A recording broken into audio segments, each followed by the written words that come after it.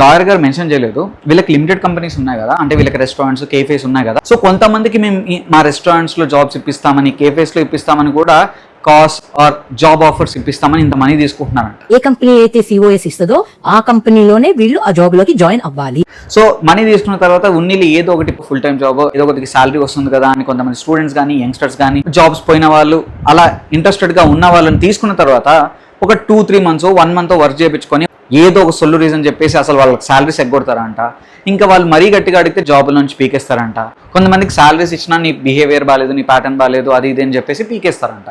So మళ్ళీ వాళ్ళు రోడ్ల మీద పడుతున్నారు. ఇట్లా రిక్రూట్ చేయడము, జాబుల నుంచి పీకేయడము, లేకపోతే వీళ్ళ లిమిటెడ్ కంపెనీస్ ఏదైతే లాయర్ గారు చెప్పారో ఆ కంపెనీస్లో కాకుండా బయట కంపెనీస్కి ఏవైతే ఇప్పిస్తారో ఆ కంపెనీస్ కూడా 1-2 months ఎగ్జిస్టెన్స్లో లేకపోవడం, ఆ కంపెనీస్ ఎత్తేయడం, ఆ కంపెనీస్ కొంతమందికి ఇష్యూ చేసి జాబ్ వచ్చిందని అక్కడికి వెళ్తే అసలు ఆ కంపెనీ ఎగ్జిస్టెన్సే లేదు, అండ్ ఆ కాజ్ ఎవరైతే ఇష్యూ చేశారో ఆథరైజేషన్ లేకుండా ఇష్యూ చేశారు, మీకు ఎవరిచ్చారో నాకు తెలియదు అని వాళ్ళు అక్కడ చేతులు ఎత్తేసి ఇట్లా అన్యాయం జరిగిన వాళ్ళు చాలా మంది ఉన్నారంట, కోకొల్లలు. సో విక్టిమ్స్ మెయిన్ అలిగేషన్స్ ఏంటంటే UK cause are jobs promises వీళ్ళు ఇస్తున్నారు, కానీ ఫైనల్లీ అక్కడ అవ్వట్లేదు, అండ్ 1-2 months జాబ్స్ టర్మినేట్ అవుతున్నాయి, అండ్ 1-2 months ఫేక్ కంపెనీస్ కాబట్టి అవి ఎగ్జిస్టెన్స్లోనే లేకుండా అవి ఎత్తేస్తున్నారు, అండ్ మా జాబ్స్ పోతున్నాయి, రోడ్ మీదకి వస్తున్నాము. ఇప్పటికీ అక్కడ సఫర్ అవుతున్న వాళ్ళు చాలా మంది ఉన్నారంట. వీళ్ళు ఇప్పుడు లాయర్ గారు చెప్పినట్టు వీళ్ళు రిక్రూట్మెంట్ ఏజెన్సీ అంటున్నారు కదా, వీళ్ళు ఒక 100 members రిక్రూట్మెంట్ ఇప్పిస్తే అంటే మేబీ 10-15 members ఇప్పటికీ హ్యాపీగా ఉన్నారంట. మిగతా 85 members రోడ్డు మీద ఉన్నారు, ఇప్పటికీ సఫర్ అవుతున్నారంటే యూ కెన్ అండర్స్టాండ్